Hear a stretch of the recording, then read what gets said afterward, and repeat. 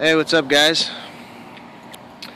Here we are. So you can see I have my beautiful thick aluminum radiator there.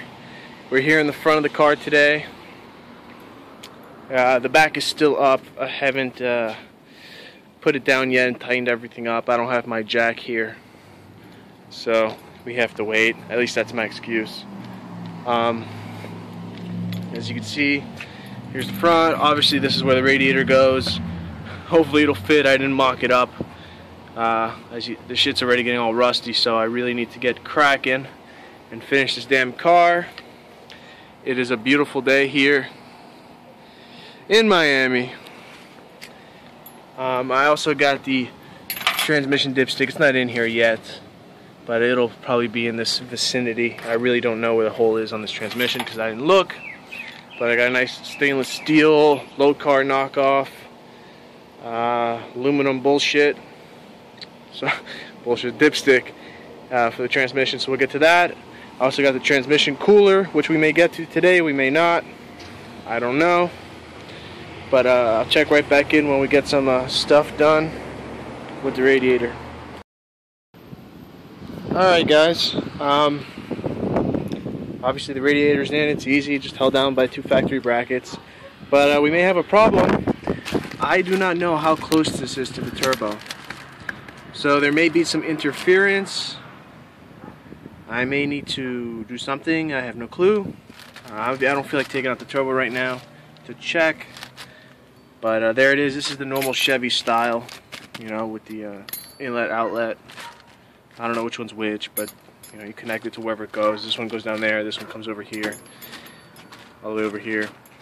But if this is a problem that I can't rectify or rig, then I'll just sell this radiator or save it for later and put the and buy another one with the dual pass with both outlets on the same side.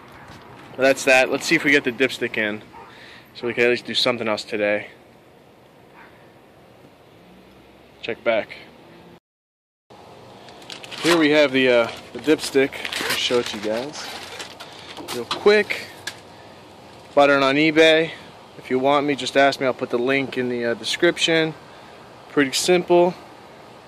It's got two little things that you pound it right into the firewall with self-tappers, and that should be fine. It's a braided line. Let me pull this thing out. Don't mind the shaking. Okay.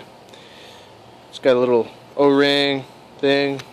I guess it's full when it reaches the dipstick. It doesn't have any marks or anything, but what could you expect? So let me show you that radiator again. Looks kind of pretty down here, but the fuck? Let's see how this thing goes in. See, look at that, really shiny and pretty. It was only 30 bucks. I'm not sure if I said that. It's really cheap. 30 bucks shipped. Let's put it in. Okay, I'm back. As it seems, everything I'm doing today is pretty worthless because this went in about 3 seconds.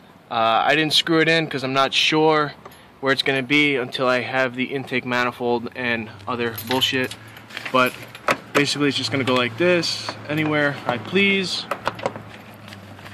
Maybe down here or down here with some self-tappers into the firewall, and I'm done.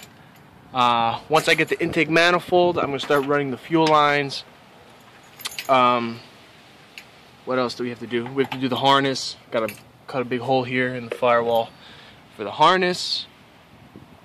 We could do the throttle cable and shit. I know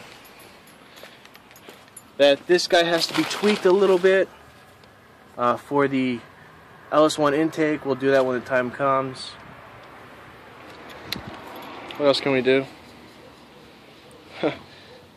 Today was worthless. Not much to do. I'm in the process of ordering more parts. I'm trying to figure out what kind of lines I want to run for the fuel system. Braided or push lock or this or that. So I'm trying to weigh out all the options. Obviously I don't want to spend too much money throwing together some lines. We all know that braided is expensive. We're going to figure out the fan situation, the turbo situation. I don't want to leave it outside just yet until I get closer, because I want to say that's the most valuable thing on the car. And I don't want it to get ruined from the elements. I also have to get this on the floor back here. I gotta show you what's left. I don't have a jack, but I also need to change these out. There's like little brackets that go on here. This is the way it was set up from factory on these older cars, but it makes changing these shocks really difficult, and obviously these are old. I may change them down the line. So what you want, I can't use these because this isn't my rear end, but I have some inside. I gotta get them swapped out. Let me see if we can see this better over here. They're just little brackets that mount it sideways, so you could access it easier without taking out the control arm. Look at that, more beat up bushings. We may do that soon. This is a rear end for my friend's car. It's got 390s in it, so we may do a video on that. You can see my beautiful silhouette, but we're getting there. We still need the little brackets for the flex lines. It seems like they're really expensive on eBay for some ungodly reason. So that's that. I have a wish list.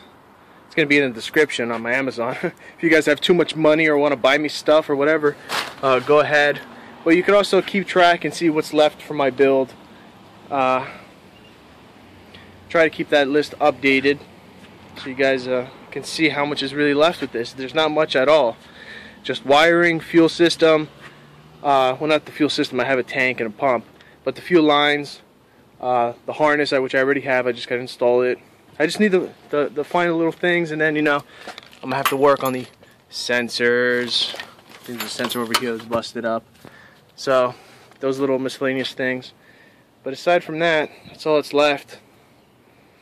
Like my video, subscribe, do whatever you want. I don't care. I'm glad we got the steering shaft figured out.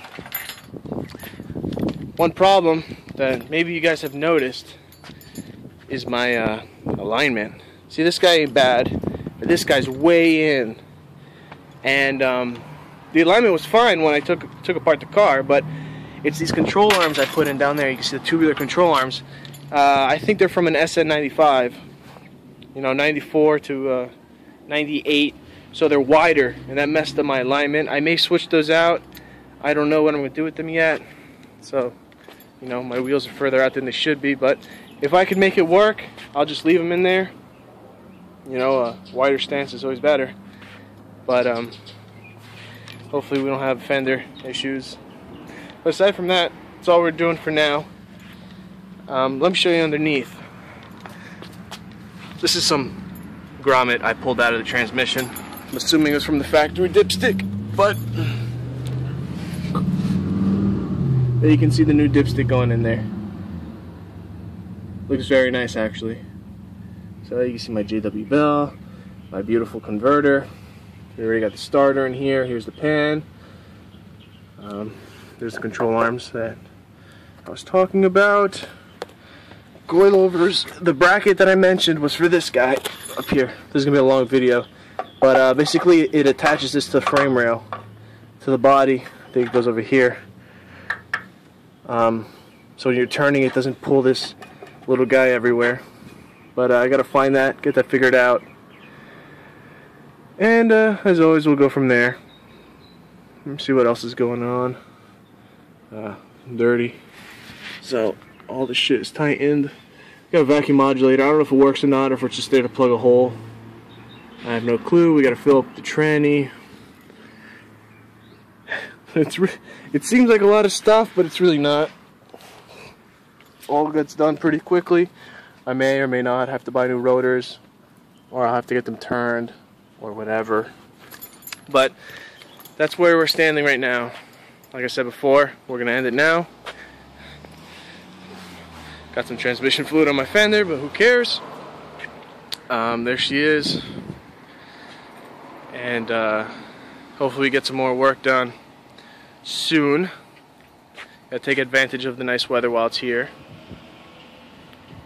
As I said, like it, subscribe, share it, do whatever the hell you want.